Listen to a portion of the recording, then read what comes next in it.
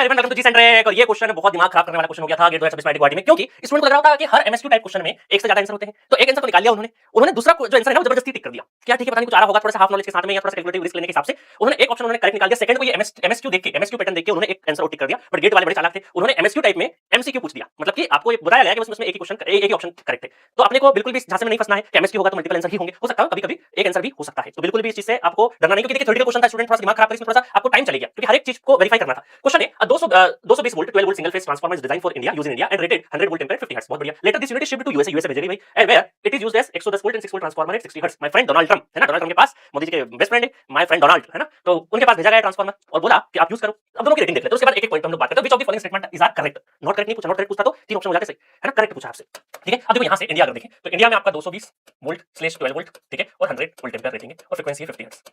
ये है इंडिया की बात, आईएनडी, ठीक है। और यूएसए की अगर बात करें, यूएसए की बात करें, यही ट्रांसफार्मर जब वहां गया तो 110 की सप्लाई दी और 6 वोल्ट इधर की साइड में है, 50 हर्ट्ज 60 हर्ट्ज फ्रीक्वेंसी है ना। बाकी सेम ट्रांसफार्मर पावर रेटिंग में अंतर नहीं आएगा ना।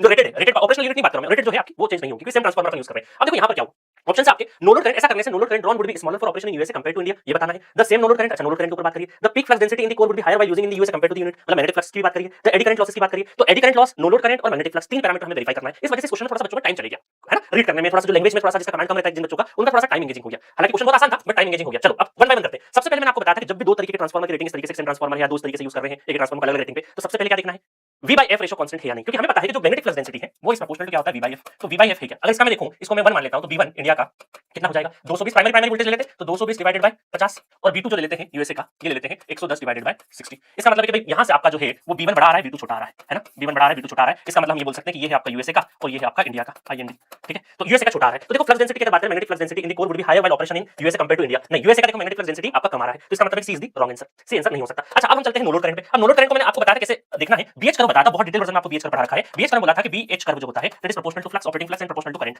करंट है ना। तो ये स्केल हमारा करंट की भी रेटिंग आइडेंटिफाई करते हैं, फ्लक्स की भी करते हैं। तो हमें पता है कि मैं इंडिया का बीएच कर्व बनाऊं, इंडिया का बीएच कर्व अगर बनाऊंगा तो देखो यहां से जाते हुए इंडिया का बीएच कर्व, ये हमारा यहां से नी पॉइंट में होते हुए ये बनेगा आपका इंडिया का, इसका बना इंडिया का बीएच कर्व, ठीक है। और हम ये मान के चलते हैं चलो ये जो हमें जो कोर को मैग्नेट कोर के अंदर जो फ्लक्स है उसको सेटअप करने की जो करंट की जरूरत पड़ती है that is no load current. तो उसके लिए हमें ये मान के चलो यहां तक हमने सेटअप किया और ये हमारा आई नोट करंट आया इंडिया के लिए, क्या लिया इंडिया के लिए। अब देखो यहां पर जो बी है वो आपका कम है यूएसए के लिए, तो इसका जो बीएच कर्व है कुछ इस तरीके से बनेगा। इसका जो बीएच कर्व है थोड़ा सा ग्रीन ले लेते हैं, है ना। इसका जो बीएच कर्व बनेगा, मान लीजिए ये यहाँ पे आ रहा है ना, ये आपका क्या आया, ये आपका आया B2 not B2 B1 India के लिए, और B1 आपका आया सॉरी B1 इंडिया का और B2 यूएसए का, ठीक है, ये यूएसए का यहाँ तक आया। तो ये मान के चलते बीएच कर्व थोड़ा सा कम बनेगा, ठीक है, क्योंकि भाई कम आपको कम करंट में ही आपका फ्लक्स डेंसिटी जितना मिल गया है, रेटेड फ्लक्स डेंसिटी तक पहुंच गए। तो ये आपका जो आई नोट करंट है ये यूएसए का है और ये करंट की स्केल है, इसका मतलब यूएसए का करंट कम लग रहा है ना, कम लग रहा है, इंडिया में ज्यादा लग रहा है क्योंकि flux density rated flux density ज्यादा है, तो हमें ज्यादा आपको करंट और कोर को मैग्नेटाइज करने की ज्यादा करंट की जरूरत पड़ेगी। इसका मतलब हम ये बोल सकते हैं यहाँ पर कि भाई जो नो लोड करंट है आपका, नो लोड करंट है वो यूएसए में आपका कम है, तो no load current drawn would be smaller for operation in USA compared to India. सही बात है। तो